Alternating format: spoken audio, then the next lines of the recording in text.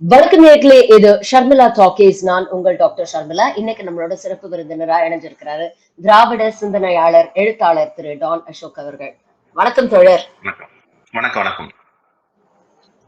ஒரு 2-3 நாளா பாத்தீங்கன்னா இந்த பி டீம் பரிதாபங்கள் வந்து சோசியல் மீடியால ரொம்ப வைரல் ஆயிட்டு இருக்கு.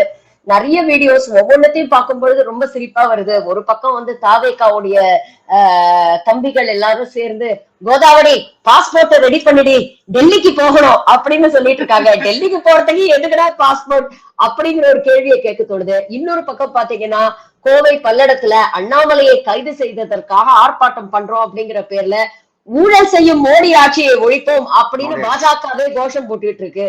இதெல்லாம் பார்க்கும்போது ஒரு பக்கம் வந்து சிரிப்பா வருது. இவ்வளவு தற்குறியா இருக்கிறாங்களே அப்படின்னு தோணுது. ஆனா இவர்கள் தலைவராக ஏற்றுக்கொண்டவர்கள் அதை விட பெரிய தற்குறிகளா இருக்கிறாங்களே அப்படிங்கறத பார்க்கும் பொழுது வேடிக்கையா இருக்கு. சமீபத்துல நடக்கக்கூடிய அண்ணாமலை வர்சஸ் விஜய் இந்த வார் ஆஃப் வேர்ட்ஸ் நீங்க பாத்திருப்பீங்க. 50 வயசுல எதுக்கு அரசியலுக்கு வந்தீங்க?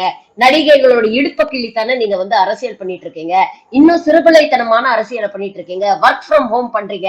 என்ன மாதிரி களத்துல வந்து வேலை செஞ்சு பாருங்க அப்படின்லாம் அண்ணாமலை வந்து ரொம்ப தரக்குறைவா பேசியிருக்கிறாரு அப்படிங்கறத பார்க்க முடியுது. இந்த ஒட்டுமொத்த சீக்வன்ஸை நீங்க எப்படி பாக்குறீங்க? இது வந்து இந்த வெரி கிரிட்டிக்கல் பொசிஷன் அப்படின்பாருல கவுண்டமணி, அது மாதிரி ரொம்ப ஒரு கிரிட்டிக்கலான பொசிஷன். இதை பத்தி முதல்ல நம்ம எல்லாம் கருத்து சொல்லலாமா? ஏன்னா இதை நீங்க யோசிச்சு பாத்தீங்கன்னா அரசியலுக்கு அப்பாற்பட்டு எங்கேயோ நடந்துட்டு இருக்கிற மாதிரி இருக்கு இந்த ரெண்டு இதுவும். என்னமோ களத்துல இருந்து இவர் பல போராட்டங்களை முன்னெடுத்து பல தமிழ்நாட்டுக்காக பல உரிமைகளை பெற்றெடுத்த மாதிரி இவன் கத்துறதும், அங்கே அது உட்கார்ந்துகிட்டு அப்பப்போ ஒரு அறிக்கை கொடுக்கறது, இவங்க இந்த டீம் அவங்க அந்த டீம், இவங்க இவங்களோட முதலாளி, என்ன நடக்குதுன்னே தெரியாது. மும்மொழி கொள்கைன்னு புது பிரச்சனைங்கிறது. நிர்மலா சீதாராமனுக்கு கண்டனம், அதுல பார்த்தா கண்டனங்கிற வார்த்தையே இல்லை. கண்டனங்கிற வார்த்தையே இல்லாமல் கண்டனம் கொடுப்பது எப்படின்னு டெஸ்ட் வச்சா விஜய் தான் வந்து ஃபர்ஸ்ட் மார்க் வாங்குவாரு. இப்படி அரசியலே இல்லாத ரெண்டு பேர் அரசியலை பற்றி சண்டை போட்டுக்கிட்டு இருக்கிற மாதிரி அது ஒரு கேலி கூத்தாக தான் இருந்துச்சு. ஒரு ஆள் நீங்க அண்ணாமலை வந்து போராட்டத்துல நிக்கிறதுனாலயே ஒருத்தர் அரசியல்வாதி ஆயிட முடியாது இல்ல, சும்மா போராட்டம்ன்ற பேர்ல. நீங்க யோசிச்சு பாருங்க, ஒன்றிய அரசு இவங்கிட்ட இருக்கு, இடி இவங்கிட்ட இருக்கு. இந்த ஆள் 1000 கோடின்னு சொன்னதுக்கு அப்புறம் தான் இடி 1000 கோடின்னு சொல்லுது. எல்லாமே நீ கையில இருக்கு, அப்புறம் எதுக்கு போராட்டம் பண்ற? நீ இப்ப எதிர்கட்சியா இருக்க, உன்கிட்ட அதிகாரமே இல்லைன்னா நீ வந்து யாரையாவது நடவடிக்கை எடுக்க சொல்லி நீ போராட்டம் பண்ணலாம். நீ எதுக்கு போராட்டம் பண்ற டாஸ்மாக் முன்னாடி? சோ அந்த போராட்டமே லாஜிக்கலி ஒரு கேவலமான, ஒரு எந்தவித லாஜிக்கும் இல்லாத ஒரு போராட்டம். அதுல உட்கார்ந்துகிட்டு நான் களத்துல நிக்கிறேன், நீ என்ன களத்துல நின்று கிழிச்ச? தமிழ்நாட்டுக்கு வர வேண்டிய நிதியை வாங்கி கொடுத்தியா? எதுலையாவது தமிழ்நாட்டு பக்கம் நின்றுருக்கியா? தமிழ்நாட்டு மாணவர்கள் பக்கம் நின்றுருக்கியா? எதுலையாவது நின்றுருக்கியா? நீ வந்து களத்துல நின்ட்ட. விஜய் வந்து களத்துக்கு வராத அண்ணாமலை, அவ்வளவுதான் வித்தியாசமே தவிர வேற ஒரு வித்தியாசமும் உங்களுக்குள்ள இல்லடா. சண்டை போட்டுக்காதீங்கடா. உங்க அண்ணன் களத்துக்கு வராத அண்ணாமலை, அண்ணாமலை களத்துக்கு வந்து விட்ட விஜய், அவ்வளவுதான்டா வித்தியாசம்ன்றதுதான் நமக்கு சொல்ல தோணுதே தவிர, என்னடா என்னமோ ரெண்டு பேரும் வேற வேற பாலிடிக்ஸ் பேசுற மாதிரி சண்டை போட்டுட்டு இருக்கிறீங்க. ரெண்டு பேருமே ஒண்ணுதான்டா. ஒருத்தனுக்கு எதுவுமே தெரியாது, ஒருத்தனுக்கு எதுவுமே தெரியாதுன்றதே தெரியாது. இவ்வளவுதான்டா வித்தியாசம். வேற ஒண்ணு நம்ம இதுல கருத்து சொல்றதுக்கு இல்ல. அண்ணாமலை நேத்து வந்து விஜய் குறித்து பேசும்பொழுது ஒரு பெரிய ஃப்ரஸ்ட்ரேஷன் வந்து அவர்கிட்ட தெரிஞ்சது. நாம எவ்வளவோ முயற்சி பண்ணிட்டோம், கால்ல செருப்பு போட மாட்டோம்னு சொல்லிட்டோம், சாட்டை எடுத்து அடிச்சுக்கிட்டோம், என்னெல்லாமோ பண்ணி பார்த்துட்டோம். ஆனா நம்ம பருப்பு வேக மாட்டேங்குது தமிழ்நாட்டுல அப்படிங்கிற ஒரு ஃப்ரஸ்ட்ரேஷன் ஒரு பக்கம். இன்னொரு பக்கம் நம்ம லண்டனுக்கு போயிட்டு வர கேப்ல வந்து விஜய் வந்து நம்ம இடத்த பிடிச்சிட்டாரோ, எல்லா அட்டென்ஷனையும் கிராப் பண்றாரோ, நமக்கு முன்ன கிடைச்ச அந்த அட்டென்ஷன் வந்து இப்ப கிடைக்க மாட்டேங்குதோ அப்படிங்கிற ஒரு ஃப்ரஸ்ட்ரேஷன் வந்து அண்ணாமலை கிட்ட தெரிஞ்சதோ அப்படின்னு எனக்கு தோணுச்சு அந்த பர்சனலா பார்க்கும்போது. நீங்க என்ன நினைக்கிறீங்க? இல்ல இது ஒண்ணும் இல்ல. இப்போ விஜய் வந்ததுக்கு அப்புறம் சீமான்ட்ட ஒரு ஃப்ரஸ்ட்ரேஷன் தெரிஞ்சிச்சு இல்ல, பைத்தியம் மாதிரி அலற ஆரம்பிச்சார்ல, பின்னாடி சூடு வச்ச பைத்தியம் மாதிரி கத்துனார்ல, அது மாதிரிதான் இப்ப அண்ணாமலையோட டேர்ன். இப்ப அண்ணாமலை வந்து, ஏன்னா நாங்கெல்லாம் என்னென்னமோ பல்கி அடிக்கிறோம், குரலி வித்த காட்டுறோம், என்னென்னமோ பண்றோம். அவன் ஒருத்தன் அறிக்கை மட்டும் ட்விட்டர்ல யாரோ எழுதி கொடுத்தது போடுறான், நீங்க அவன் பின்னாடி போறீங்களேன்ற ஒரு ஒரு ஒரு ஒரு ஒரு மனச்சிக்கல் தான் அது. அதுதானே தவிர வேற ஒண்ணு என்ன என்ன திடீர்னு இடுப்பை கிள்ளி வந்துட்டேன்னா உங்களோட கட்சியில ஆக்டர்ஸே இல்லையா?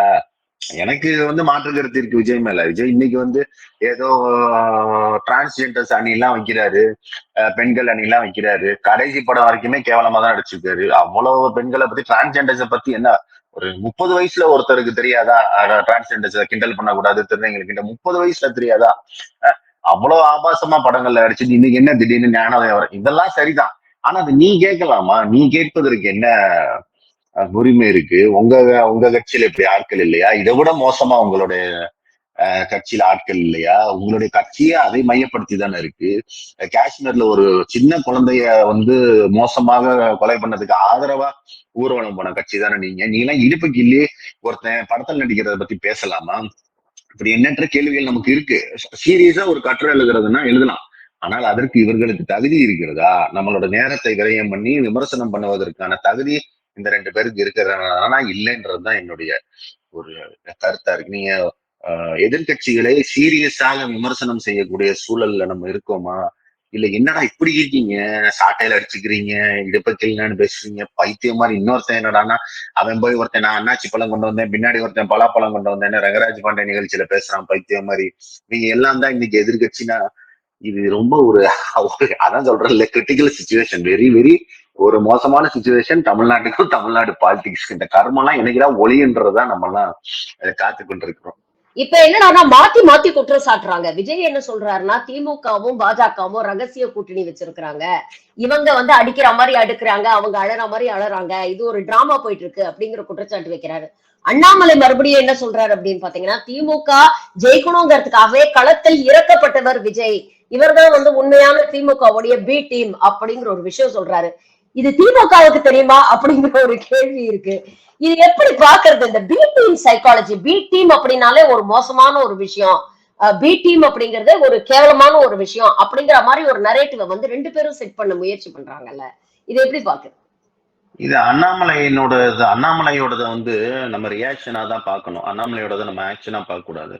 முதல்ல இது கையில் எடுத்தது விஜய்க்கு ஐடியா சொல்லி கொடுக்குறவன். அது எவன் விஜய்க்கு இப்படி ஒரு ஐடியா சொல்லி கொடுக்குறான்னு தெரியல. அகில இந்திய லெவல்ல திமுகவுக்கும் பாஜகவுக்குமான அந்த சண்டை, அதாவது உரிமை சண்டை, அதிகார சண்டை, இந்த ஐடென்டிட்டி அடையாள சண்டைங்கிறது எவ்வளவு உக்கிரமாக இருந்து கொண்டிருக்கிறது. பாராளுமன்றத்துல ராசா எப்படி பேசுறாரு, கனிமொழி எப்படி பேசுறாங்க, இங்க இருந்து நம்மளுடைய எம்பிக்கள் எப்படி பேசுறாங்க, இங்க எப்படி நம்மளுடைய கருத்துக்கள் எப்படி அகில இந்திய அளவுல பாஜகவிற்கும் இந்தி பேசாத மாநிலங்களுக்கும் இடையேயான ஒரு ஒரு மிகப்பெரிய விரிசலை நம்ம எப்படி உண்டு பண்ணிக்கிட்டு இருக்கிறோம், நம்மள வந்து எக்ஸாம்பிளா வச்சு இதெல்லாம் நடந்து கொண்டிருக்கு. இப்ப ஒருத்தன் சைட்ல நின்றுட்டே நீங்க 2 பேரும் ஒரே டீம் தானு கத்துறது எவ்வளவு ஒரு கிறுக்குத்தனமான, எவ்வளவு ஒரு அசிங்கமான ஒரு ஐடியா பாருங்க. அறிவு வேணாமா உனக்கு ஏதாவது கொஞ்சமா அறிவு வேணாமா? எப்படி இருப்பாங்க?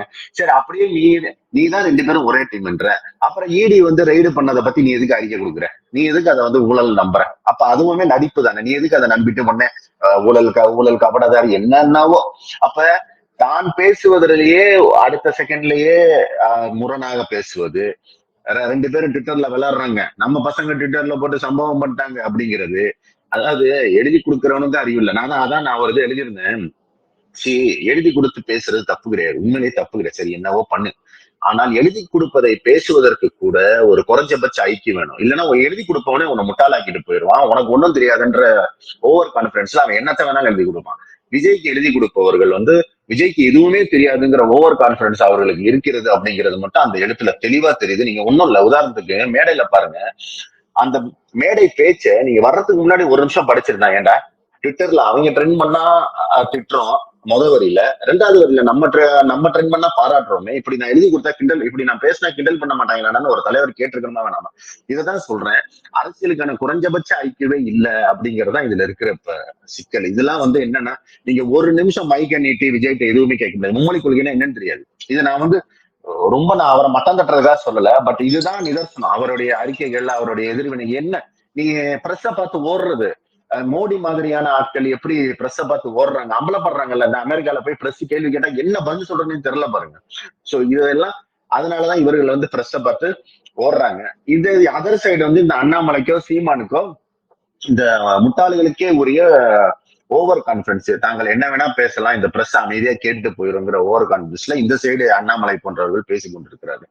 மொத்தத்துல எனக்கு ஒரே ஒரு நம்பிக்கை இருக்கு, மக்கள் எல்லாத்தையும் வந்து பார்த்துக்கிட்டு தான் இருக்கிறாங்க. இன்னைக்கு நிலைமையில பாஜகவும் திமுகவும் ஒரே டீம்னு சொன்னா, இது மாதிரி உன்னை வந்து வடிகட்டின முட்டாளன் தான் வடக்கையும் கூட நடப்பானே தவிர, இந்த மாதிரி ஒரு ஐடியா வந்து இவங்களுக்கு யாரு கொடுக்குறான்னு யாருக்குமே தெரியல. அவ்வளவுதான். நம்ம இதுக்கு மேல சொல்வதற்கு எதுவும் இல்லை.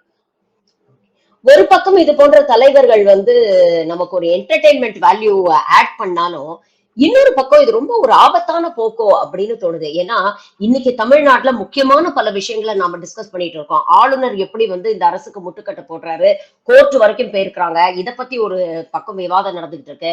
இன்னொரு பக்கம் இந்த மும்மொழி கொள்கையும், ஹிந்தி திணிப்பையும் பற்றிய ஒரு விவாதம் நடந்துட்டு இருக்கு. இன்னொரு பக்கம் டீலிமிட்டேஷன் தொகுதி மறுசீரமைப்பு பற்றி விவாதம் நடந்துட்டு இருக்கு. 22ஆம் தேதி குழு வந்து மீட் பண்ண போறாங்க அப்படிங்கிற தகவல்கள்லாம் வருது. இது போன்ற ஒரு சம்பவங்களை கையில எடுத்துக்கிட்டு இதை வந்து ஒரு பேசும் பொருளாக்கி ஒரு சர்ச்சையாக்கி முக்கியமான விஷயத்துல இருந்து மக்களுடைய கவனத்தை திசை திருப்ப இவங்க எல்லாம் ஒரு சேர்ந்து ஒரு கூட்டு முயற்சியில ஈடுபடுறாங்களோ அப்படின்னு கூட சில நேரங்கள் தோணுது. நீங்க என்ன நினைக்கிறீங்க? அதான் உண்மை. இப்ப இது எல்லாமே நீங்க அட் எண்ட் ஆஃப் தி டே பாத்தீங்கன்னா பாஜகவினுடைய அஜெண்டாக்கு ஹெல்ப் பண்ணி கொண்டிருக்கிற விஷயங்கள். நீங்க விஜய்க்கு தெரிஞ்சு பண்றாரா தெரியாம பண்றாரா பி டீம் எல்லாம் நான் சொல்ல வரல. ஆனால் விஜய் பாஜகவிற்கு தான் உதவி கொண்டிருக்கிறாரு. டீலிமிட்டேஷனை பத்தி பேசும் பொழுது அறிவு கட்டத்தனமா எம்பி எம்எல்ஏ குறையறதுனால இப்ப என்ன ஆக போகுது? ரோடு நல்லா போடுங்கன்னு ஒரு அறிக்கை கொடுத்தான்னா நீங்க என்ன உனக்கு என்ன அறிவு இருக்கு? இப்ப உனக்கு நம்மளுடைய பிரதிநிதித்துவம் ஒன்றியத்துல போகுது. அது எவ்வளவு பெரிய ஒரு சிக்கலையும் எவ்வளவு பெரிய அதிகாரமின்மையும் நமக்கு உண்டாக்கும்னு கூட உனக்கு தெரியாம நீ அரசியல்ல இருக்கேன்றதே பாஜக போன்ற கட்சிகளுக்கு நல்லதுதான். நீ வந்து செயல்பட வேணாம், திமுக திட்ட வேணாம். இந்த மாதிரி ஒரு அரசியல் புரிதலோட நேத்து ராஜ்மோகன்ங்கிற ஒரு தாவேக்காவோட கொள்கை பரப்பு செயலாளர் அவர் வந்து ஸ்பேஸ்ல பேசுறாரு. இந்த பட்ஜெட்ல நான் என்ன ரொம்ப எதிர்பார்த்தேன், பெண்களுக்கு எதிரான கொடுமைகளுக்கு எதிராக சட்டம் போடுவாங்கன்னு எதிர்பார்த்தாராம். பட்ஜெட்னா இவங்களுக்கு என்னன்னே தெரியலங்க. பட்ஜெட்ல சட்டம் போடுவாங்கன்னு எதிர்பார்த்தேன். I'm sorry, I am very disappointed. இது அப்படியே பேசியிருக்கிறாரு ஸ்பேஸ்ல. நான் கூட ஷேர் பண்ணிருந்தேன் பாருங்க. அதாவது இவர்தான் தாவேக்காவினுடைய கொள்கை பரப்பு செயலாளர். அப்ப இந்த மாதிரியான கட்சிகள், சீமான் மாதிரியான கட்சிகள், அரசியல் அற்று அரசியல்னா என்னன்னே தெரியாம அரசியல் இருக்கிற கட்சிகள் வந்து பாஜக போன்ற மக்களை முட்டாளாக்கி வாக்கு வாங்குற கட்சிகளுக்கு நீங்க அவங்க கூட கூட்டணியில இருந்தாலும் சரி, அவங்களை திட்டினாலும் சரி, அவங்களுக்கு மறைமுகமா என்னைக்குமே உதவிகரமாக தான் இருப்பீங்களே தவிர அதுல மாற்று கருத்தே கிடையாது. என்னதான் வந்து நம்ம வந்து திமுக கூட்டணி ரொம்ப ஸ்ட்ராங்கா இருக்கு அப்படின்னு சொன்னாலும் கிட்டத்தட்ட ஒரு வருஷம் இருக்கு அப்படிங்கிறது நமக்கு தெரியும். தேர்தல் வர்றதுக்கு ஆன்டி இன்கம்பன்சி அப்படிங்கிறது எல்லா கட்சிக்குமே 5 ஆண்டுகள் ஆட்சியில இருந்ததுக்கு அப்புறம் ஒரு அளவு இருக்கும். இது போன்ற விஷயங்கள் மூலமாக இங்க பேச வேண்டிய விஷயங்களை பேச விடாம திமுக எவ்வளவு நல்ல விஷயங்கள் செஞ்சுட்டு இருக்காங்க, அதெல்லாம் போய் மக்கள் கிட்ட சேர்ந்துடக்கூடாது, அதை பத்தி பேசக்கூடாது, நாம அஜெண்டா செட் பண்ணுவோம், இதுக்கு வந்து இவங்க பதில் சொல்றதையே இந்த காலத்தை ஓட்டிடுவோம் அப்படிங்கிற ஒரு முயற்சி ஒரு பக்கம் நடக்குதா? திமுக இதை உணர்ந்திருக்குன்னு நினைக்கிறீங்களா? இல்ல இவங்க எல்லாம் ரொம்ப ஒரு காமெடி பீஸ் மாதிரி ரொம்ப ரொம்ப லேஸ்ல எடுத்துக்கிறாங்களா? இதை ஒரு சீரியஸ் இஷ்யூவா எடுத்துக்க மாட்டேங்கிறாங்களா அப்படின்ற ஒரு கேள்வி வருது. ஏன்னா முதல்வரோ துணை முதல்வரோ இது போன்ற விஷயங்களுக்கு வந்து பெருசா ரியாக்ட் பண்ற மாதிரி தெரியல. அவங்க தனியா ஒரு ரூட் போட்டு ஒரு அஜெண்டா போட்டு அதுல வந்து அவங்க பயணம் பண்ணிட்டு இருக்கிறாங்க. களத்துல இருக்கக்கூடிய திமுக செயல் வீரர்கள், ஐடி விங்கை சேர்ந்தவர்கள் தான் இவங்களுக்கு எல்லாம் பதில் கொடுத்துட்டு இருக்காங்க.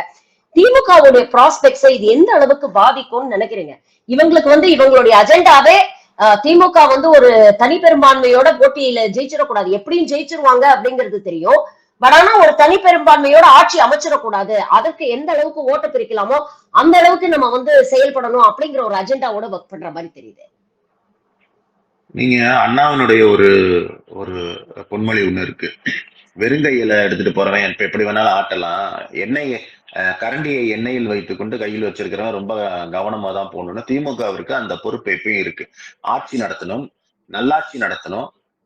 நிதியே தராத ஒன்றிய அரசு இருக்கும் பொழுதும் இங்க வந்து நல்லாட்சி தரணும், மக்களுக்கு தான் கொடுத்த ப்ராமிசஸ வந்து நிறைவேற்றணுங்கிற ஒரு இக்கட்டான சூழல்ல தான் இப்படி ஒரு ஆட்சி மக்கள் கிட்ட மிகப்பெரிய அளவுல எல்லாம் ஆன்டி இன்கம்பன்சி எல்லாம் இல்லாமல் ஒரு ஆட்சி நடந்து கொண்டு இருக்கிறது மக்களின் ஆதரவோட. இப்ப இது இது வந்து ஒண்ணு. இன்னொன்னு, எனக்கு திமுகவை தெரிந்த வரைக்கும் நான் சொல்றது என்னன்னா, இந்த ஐயோ இவன் கட்சி இவன் இவன் என்னது இவர் கட்சி ஆரம்பிச்சிட்டா நமக்கு பிரச்சனையோ, அவர் கட்சி ஆரம்பிச்சிட்டா பிரச்சனையோ, இந்த நடிகர் கட்சி ஆரம்பிச்சிட்டா பிரச்சனை, இந்த பதட்டம் என்றைக்குமே திமுக நான் பார்த்ததே கிடையாது.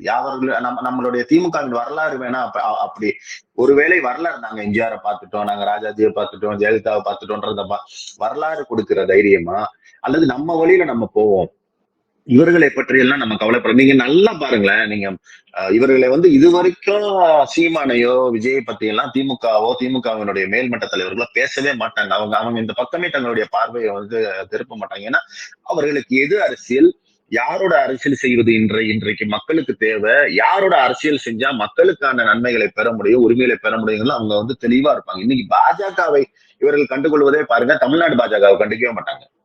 ஏன்னா தமிழ்நாடு பாஜகன்றது ஒண்ணுமே கிடையாது. தமிழ்நாடு பாஜகன்றது எப்படியாவது அமித்ஷாவினுடைய பார்வை படாதான்னு இங்க வந்து டான்ஸ் ஆடி ஐட்டம் டான்ஸ் ஆடி கொண்டிருக்கிற ஒரு மாநில கட்சின்ற அளவுல தான் தமிழ்நாடு பாஜக இருக்கிறது.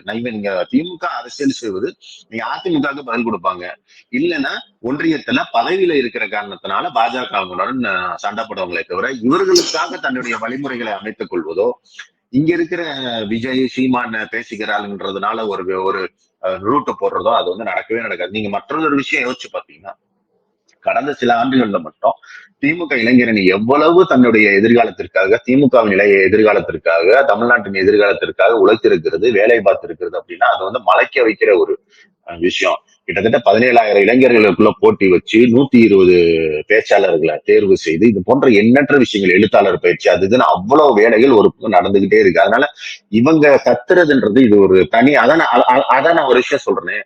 இவர்கள் அரசியலுக்கு வெளியில் அரசியலில் இருக்கிற ஆட்கள், இந்த அண்ணாமலையும் சரி விஜயும் சரி, இவர்களால என்னைக்குமே மைய நீரோட்ட அரசியலுக்கு வரவே முடியாது. இது ஒரு தனியா மாநில உரிமை, மாநில சுயாட்சி இது அவங்களுக்கு தெரியவே தெரியாது. நான் அதான் சொல்றேன். இது என்ன டீலிமிட்டேஷன், அதாங்க நான் இது வந்து ஒரு சோறு பதம் போதும். டீலிமிட்டேஷன் எம்பியோட எண்ணிக்கை குறைகிறதுனால நமக்கு என்னன்னு ஒரு தலைவர் கேட்டா, நீங்க அவருக்கு எப்படிங்க ஒரு கட்சி பதில் சொல்ல முடியும்? அவரை எப்படிங்க ஒரு பொருட்டா எடுத்துக்க முடியும்? அப்படிதான் இங்க இருக்கிற அரசு நடந்து கொண்டிருக்கிறது. அதாவது திமுகவினுடையது ஓவர் கான்பிடன்ஸ் எல்லாம் இல்ல, தன்னுடைய வேலையை செவ்வனே செய்து கொண்டிருக்கிறது. அது வந்து கட்சி பணினாலும் சரி, ஆட்சி பணினாலும் சரி, அவங்க வேலை தெளிவா கடிவாளம் கட்டி அவங்க ரூட் மேப் போட்டு தெளிவாக வேலை பார்த்து கொண்டிருக்கிறார்கள். அதனால நமக்கு எந்த சிக்கலும் கிடையாது. கூட்டணியும் நேற்று வந்து தலைவர் இவர் சொல்லியிருக்கிறாரு, திருமாவளவன் சொல்லியிருக்கிறாரு, அதிக சீட்டு நாங்க கேட்போம், கிடைக்கலனாலும் எங்களுடைய கூட்டணி திமுகவுடன் தான், அதை யாராலையும் அசைக்க முடியாதுன்னு சொல்லியிருக்கிறாரு. நீங்க அதை விட என்ன பெரிய இந்த கூட்டணி வந்து உறுதியாக இருக்குன்றதுக்கு வேற என்ன சான்று? ஆனா எப்படியாவது இந்த கூட்டணி பிஞ்சிராதா, எப்படியாவது இந்த கூட்டணி உடைஞ்சிராதான்னு பாண்டே முதற்கொண்டு சீமான் முதற்கொண்டு இந்த பெரிய இந்த பார்ப்பன லாபி ஒரு வல்லூர்களை போல காத்துக்கிட்டு இருக்கு அப்படிங்கிறதுலயும் மாற்று கருத்து இல்லை. ஆனால் அவர்கள் வழக்கம் போல காத்துக்கிட்டு இருக்க வேண்டியதுதான். 2026 இந்த கூட்டணி மிகப்பெரிய வெற்றியை பெறுன்றதுல மாற்று கருத்தே கிடையாது. அண்ணாமலையுடைய ட்ராக் ரெக்கார்ட் எடுத்து பாத்தீங்கன்னா, லண்டனுக்கு முன் லண்டனுக்கு பின் அப்படின்னு நம்ம பிரிக்கலாம். லண்டனுக்கு முன் பாத்தீங்கன்னா அண்ணாமலை தான் சென்டர் ஃபிகரா இருந்தாரு.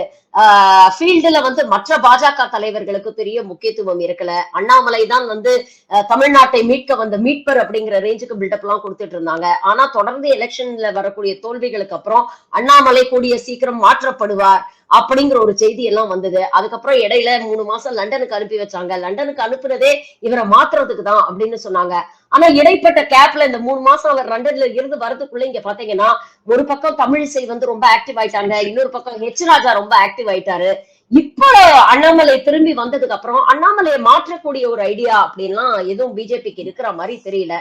ஒருவேளை இந்த சீனியர் தலைவர்கள்லாம் ஒரு பக்கம் ஆக்டிவ் ஆயிட்டாலும் அண்ணாமலை போன்ற ஒரு அரசியல்வாதி தான் நமக்கு தேவை.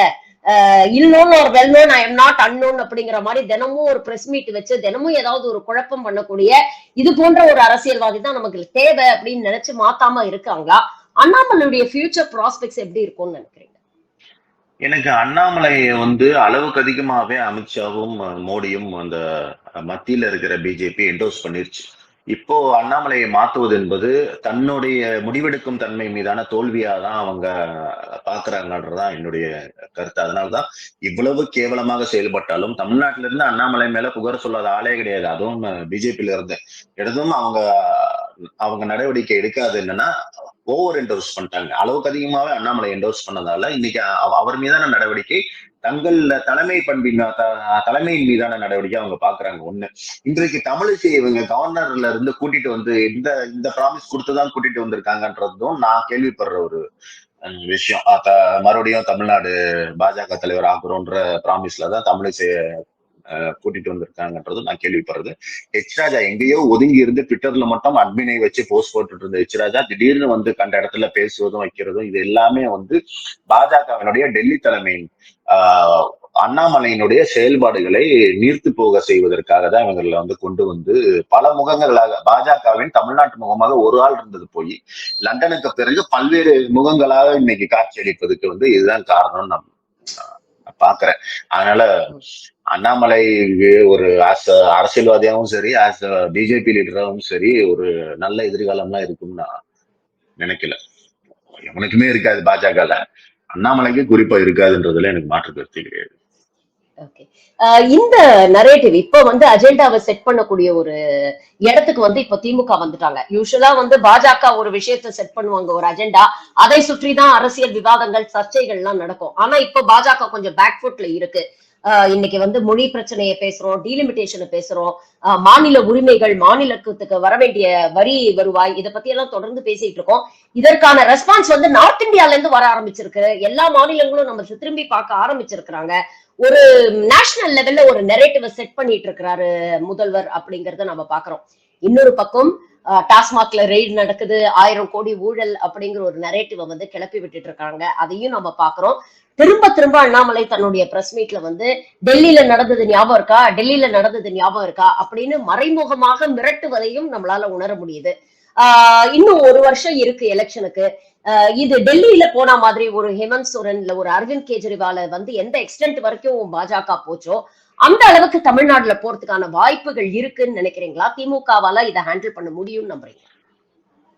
கண்டிப்பா பண்ண முடியும். நீங்க அவர்கள்ட்ட அவர்கள்ட்ட இல்லாதது திமுகவிடம் இருப்பது என்னன்னா அனுபவம். ஒண்ணு, மிகப்பெரிய அனுபவம் இருக்கு. எமர்ஜென்சியை பார்த்த அனுபவம் இருக்கிறது. எவ்வளவு பெரிய விஷயத்தை பார்த்த அனுபவம் இருக்கிறது. இன்னொன்னு, திமுகவை போன்ற ஒரு பலம் வாய்ந்த கட்சி இல்ல அவங்க. நீங்க அரவிந்த் கெஜ்ரிவாலும் சரி, சோரனும் சரி, மிகப்பெரிய பலம் வாய்ந்த கட்சி இல்ல. அவங்க கட்சி ஈஸியா உடைக்க முடியுது. உள்ள தூக்கி வச்சா அவங்களுக்குள்ள சத்தமே இல்லாம இருக்குது. இங்க திமுக அப்படி பண்ண முடியாது. ஏன் ஆட்சியை கலைப்பேன்னு மிரட்டிக்கிட்டே இருக்காங்கல்ல. பண்ண வேண்டியதானே, பண்ணி பார்க்க வேண்டியதானே. இவர்களுக்கு தமிழ்நாட்டு மக்களை பற்றி தெரியும். நீங்க அது மாதிரி ஏதாவது பண்ணா செத்தாலும் பாஜக இங்க வந்து ஒரு சீட்டை கூட கூட்டணி வச்சாலுமே ஜெயிக்க முடியாதுன்றது அவருக்கு நல்லா தெரியும். அதனால அந்த மாதிரியான விஷயங்கள்லாம் பண்ணி பார்க்க மாட்டாங்க. வழக்கம் போல செய்திக்கு கொடுக்கறதுக்காக 1000 கோடி ஊழல், 2000 கோடி ஊழல்னு எனக்கையாவது போட்டுட்டு இருப்பாங்க. இது எல்லாமே மக்களுக்கு தெரியுது. நீங்க இடியோட கன்விக்ஷன் ரேட் பாத்தீங்கன்னா 2% போடுறான். இந்த இந்த மோடி ஆட்சிக்கு வந்ததுல இருந்து மட்டும் அத்தனை பேர் மேலேயும் முடிச்சு ஊழல் ஊழல் ஊழல்னு போடுறாங்க. கன்விக்ஷன் பார்த்தா 2% இருக்கு. இதை விட என்ன அசிங்கம் இவர்களுக்கு? இது எல்லாமே மக்களுக்கு தெரியுது, பொதுமக்களுக்கே தெரியுது. இவங்க யாரு பொதுமக்கள் இதை போய் நம்ப போறா? டாஸ்மாக்ல ஊழல் நீ போய் கத்திக்கிட்டே இருக்க வேண்டியது, நீ தானடா இருக்கன்னா கேட்பான். நீ தானே அங்க இருக்க, நடவடிக்கை எடுக்க வேண்டியதுதான் கேட்பான். அதனால இது எதுவுமே வேலைக்காக தமிழ்நாட்டை பொறுத்த வரைக்கும் இது வந்து அவர்களுக்கு ஒரு பிரச்சனை. அவர்களுக்கு தீர்வே கிடைக்காத, அவர்கள் அழியும் வரை, ஆட்சியை விட்டு போகும் வரை அவர்களுக்கு தீர்வே கிடைக்க போகாத ஒரு பிரச்சனை வந்து தமிழ்நாடு தான் அவர்களுக்கு. தமிழ்நாடு தான் இந்திய அளவுல ஆட்சி மாற்றத்திற்கும் காரணமாக இருக்க போகுது திமுகவின் தலைமையில. அதை நோக்கிதான் இன்றைக்கு திமுக தலைமை போகுது. இந்த ரூனு போட்டதாகட்டும், இது எல்லாமே அவர் வந்து நீங்க பதில் சொல்லுங்கடான்ட்டாரு. நாங்க பதில் சொல்ல மாட்டோம், நீ கத்திக்கிட்டே கடங்கடான்ட்டாரு. இப்ப அதுதான் உன்னை கத்த வச்சுக்கிட்டு என்ன மாதிரி இவரு பாருங்களேன், ரூனு ஒண்ணுதான் ஒரு எழுத்துல கதறாங்க வடநாட்டு மீடியால. நீங்க ரூபாயோட மதிப்பு இன்னைக்கு அகல பாதாளத்துல கிடக்கு. 87 ரூபா 88 ரூபா போயிடுச்சு. அதை பத்தி எவனுக்குமே கவலை இல்ல. ரூனு தமிழ் எடுத்து போட்டா இவங்களுக்கு இந்திய மானமே போகுதுன்னு பேசுறாங்க. இது எல்லாமே மக்கள் பார்த்து கொண்டுதான் இருக்கிறார்கள், குறிப்பாக தமிழ்நாட்டு மக்கள். அப்ப இது வந்து ஆல்ரெடி நம்ம தான் அப்பர் ஹேண்ட்ல இருக்கோம். அதை வந்து திமுக தலைவர், தமிழக முதல்வர் மீண்டும் மீண்டும் மீண்டும் உறுதி செஞ்சுக்கிட்டே இருக்கிறாருன்றதுல மாற்று கருத்து கிடையாது. ஓகே. நாங்க தான் பிரதான எதிர்க்கட்சின்னு இவங்க எல்லாரும் நிரூபிக்கிறதுக்கு முயற்சி பண்ணிக்கிட்டு இருக்கிற நேரத்துல உண்மையான பிரதான எதிர்க்கட்சி வந்து என்ன கைய பிடிச்சு இழுத்தியா அப்படிங்கிற ரேஞ்சுக்கு சட்டப்பேரவையில சபாநாயகர் மீது நம்பிக்கையில்லா தீர்மானம் கொண்டு வராங்க. எங்களை பார்த்து ஏளனமா சிரிக்கிறாரு, எங்களை பார்த்து ரேகிங் பண்றாரு, ஆமா அப்படின்னு சொல்லிட்டு இருக்கிறாங்களே. இதை எப்படிதான் எடுத்துக்கிறது? இது அவருக்கு எவனோ ஐடியா கொடுத்திருக்கான். என்னன்னா, செங்கோட்டையன், ஓபிஎஸ் ஆதரவு எம்எல்ஏக்கள்லாம் எதிர்த்து ஓட்டு போட முடியாது. எதிர்த்து ஓட்டு போட்டாங்கன்னா அதிமுக அவர்களுடைய பதவியை பறிக்க முடியும். சோ இதை வச்சு நம்ம எல்லாம் ஒன்னாதான் இருக்கோம்னு காட்டுறதுக்கு எவனோ ஐடியா கொடுத்திருக்கான். ஆனா இந்த வாய மூடிட்டு இல்லாம போறப்ப பார்த்து சிரிக்கிறாருன்னு சொல்லி வேற ஏதாவது காரணத்தையாவது சொல்லலாம். நல்லா ரொம்ப உயரமா இருக்காருன்னு கூட சொல்லியிருக்கலாம். பெரிய காமெடியா இருந்திருக்காரு. அப்பாவும் ஐயா வந்து ரொம்ப உயரமா இருக்காரு, எங்களால நிமிந்து பார்த்து பேச முடியலன்னு சொல்லியிருக்கலாம். பார்த்து சிரிக்கிறாருன்னா ஏதோ இந்த ஸ்கூல் பசங்க கம்ப்ளைண்ட் பண்ற மாதிரி அசிங்கப்பட்டது இன்னைக்கு ரொம்ப எங்க உலகத்துல என்னென்ன பிரச்சனை நடந்துட்டு இருக்கு. நீங்க போறப்ப சிரிக்கிறது இவங்களுக்கு ஒரு மிகப்பெரிய பிரச்சனை ஆயிருச்சுன்னா இதெல்லாம் எங்க போய். அதான் நான் சொல்றேனே, ரொம்ப போதாத காலமா இருக்கு. நீங்க இன்றைக்கு அரசியலை பொறுத்த வரைக்கும் தமிழ்நாட்டுல ஆளுங்கட்சி திமுக, இந்தியாவில் எதிர்கட்சி திமுக. நீங்க நல்ல எதிர்கட்சினாலும் திமுகவை தான் நம்ம வந்து சொல்ல முடியுது, ஆளுங்கட்சினாலும் திமுக தான் சொல்ல முடியுது. இங்க தமிழ்நாட்டுக்கு எதிர்கட்சினே ஒண்ணு இல்லைங்கிறது ஒரு ஜனநாயகவாதியாக நான் நிறைய பெட்டியில சொல்லியிருக்கேன். வருத்தம் தரக்கூடிய செயல்தான். ஆனால் அந்த இடத்தை வந்து நிரப்புவதற்கு இவர்கள் யாருக்குமே தகுதி இல்ல. அப்படிப்பட்ட ஒரு அவமானம் தமிழ்நாட்டுக்கு நேர்ந்து விடக்கூடாதுங்கிறதும் நம்மளுடைய ஒரு மிகப்பெரிய கவலையாக இருக்கு. பல விஷயங்களை இன்னைக்கு எங்களோட பகிர்ந்துட்டீங்க. உங்க நேரத்துக்கும் கருத்துக்களுக்கும் மிக்க நன்றி தோழர். Thank you very much for joining. Thank you.